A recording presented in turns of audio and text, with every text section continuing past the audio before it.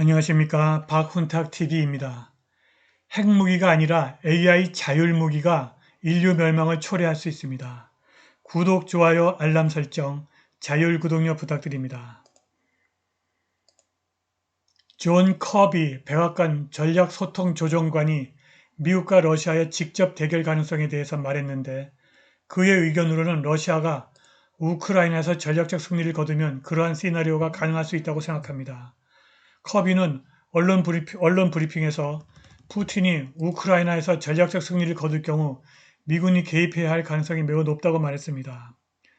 그는 또한 우크라이나가 패할 위험이 크다면서 러시아 연방과의 갈등에서 키예프가 승리할 가능성을 평가했습니다.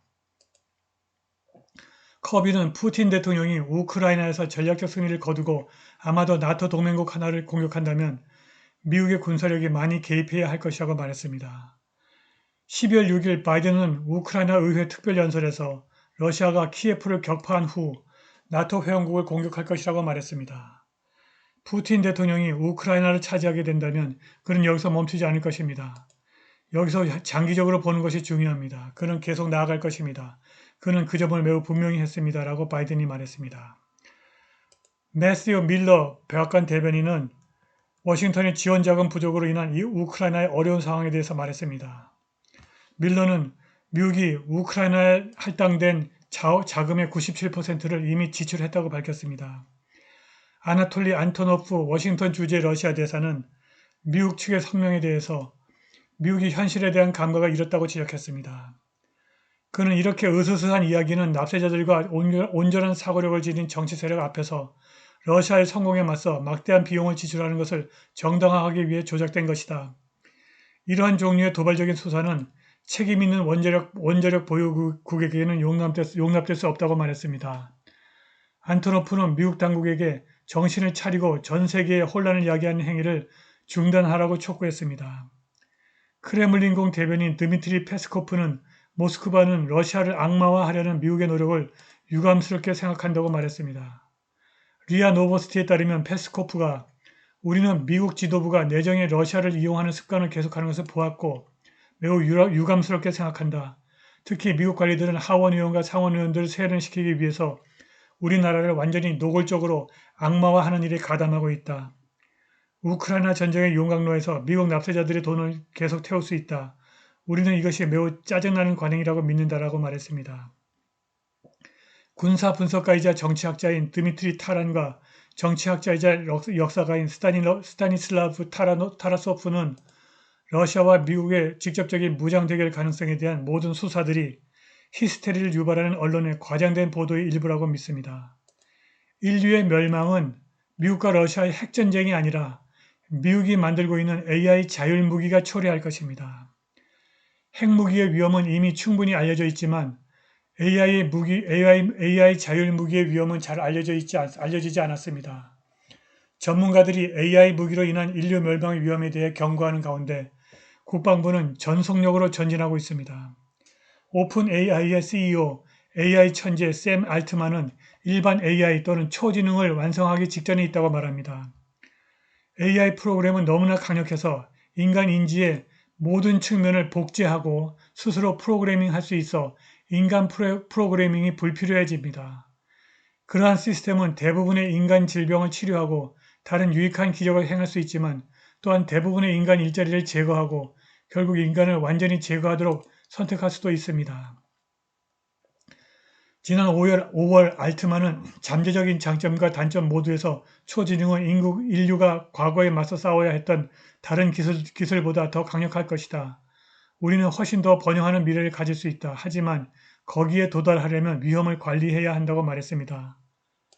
알트만은 5월 30일 AI 안전센터가 발표한 공개 서한에 서명했고 AI로 인한 멸망의 위험이 있다고 경고했습니다. 이 서한에서 알트만은 이러한 위협을 완화하는 것이 유행병이나 핵전쟁 같은 다른 사회적 규모의 위험과 함께 전 세계적 우선순위가 되어야 한다고 강조했습니다. 알트만과 다른 AI 고위 관계자들은 AI 초지능의 이점이 위험보다 훨씬 크다고 믿는다. 하지만 도구의 안전을 보장하는 것은 우리 업무에 매우 중요하다라고 개인정보보호, 기술 및 법률에 관한 상원소위원회에서 말했습니다. 워싱턴은 전쟁에서 AI의 책임있는 사용을 장려하고 있습니다. 국무부와 국방부 고위 관료들은 인공지능이 책임있는 방식으로 사용되는 한 미래의 무기 시스템을 운영하는 데 사용될 수 있고 사용해야 한다고 주장합니다. 보니 젠킨스 미 국무부 무기통제 및 비확산 담당 차관은 11월 13일 UN 프레젠테이션에서 미국이 기술 발전에 관계없이 군에 의한 AI의 책임있는 개발과 사용을 가능하게 하는 데 필요한 정책을 마련하고 기술적 역량을 구축하기로 결심했다고 말했습니다. 더 이상 인간이 삶과 죽음에 대한 결정을 내리지 않고 사전 프로그래밍된 알고리즘을 기반으로 결정하게 되면 인류가 매우 중요한 문턱을 넘을 것이다. 이는 근본적인 윤리적 문제를 야기한다라고 군축, 군비, 비확산 분야의 오스트리아 수석 협상가이자 대사인 알렉산더 크멘트가 더 네이션에서 말했습니다. 미 국방부 관리들은 대체로 크멘트 대사가 제기하는 심각한 문제에 대해서 별 관심이 없습니다. 미국은 다양한 유형의 AI 지원 자율 무기 시스템의 신속한 개발 및 배치를 진행할 것입니다. 이는 8월 28일 캐서린 힉스 국방부 부장관이 AI 자율 무기를 무한정 찍어낼 수 있는 복제기 계획을 발표하면서 더욱 분명해졌습니다. 미국은 멀지 않은 미래에 중국 인민해방군과 전쟁 가능성에 대비해야 합니다. 힉스는 미국이 수천의 자율 무기를 배치하여 기존의 힘, 즉 군사적 질량에 대한 중국의 우월성을 극복할 수 있는 준비가 되어 있어야 한다고 주장했습니다. 그녀는 앞서 나가기 위해서 우리는 미국이 예전처럼 모든 영역에서 소모성, 즉 일회용 자율 시스템을 활용하여 새로운 첨단 기술을 만들 것이라고 국방산업협회 회의에서 말했습니다. 힉스는 우리는 우리 자신의 질량으로 인민해방군의 질량에 대응할 것입니다. 그러나 우리의 질량은 계획하기가 더 어렵고 공격하기가 더 어렵고 패배하기가 더 어려울 것이라고 말했습니다. 힉스는 9월 6일 후속 연설에서 ADA2 All Domain Attritable Autonomous 자율 무기 시스템에 대해 더 자세한 내용을 제공했습니다. 자체 추진 ADA2 시스템에 분산된 포드는 많은 센서로 가득 차 있습니다. 새로운 군수 지원을 제공하고 병력을 안전하게 지키기 위해서 전방을 정찰하는 지상 기반 ADA2 시스템 함대를 상상해 보십시오. 공중 ADA2 시스템 무리가 모든 종류의 고도에서 비행하고 다양한 임무를 수행하며 우크라이나에서 본 것을 기반으로 구축하는 것을 상상해 보십시오. 그녀의 연설에서 모든 강조점은 자율무기의 개발과 배치를 가속화하기 위해서 관료적인 병목 현상을 없애는 것이었습니다. 실리콘밸리와 워싱턴의 관료들은 이러한 프로그램의 안전을 보장할 수 없다는 과학자와 외교관들의 경고에도 불구하고 훨씬 더 발전된 버전의 인공지능과 인공지능의 개발과 활용을 진행하기로 결정했습니다. 오용 또는 해킹을 당하면 치명적인 결과, 즉 인류 멸망을 초래할 수 있습니다.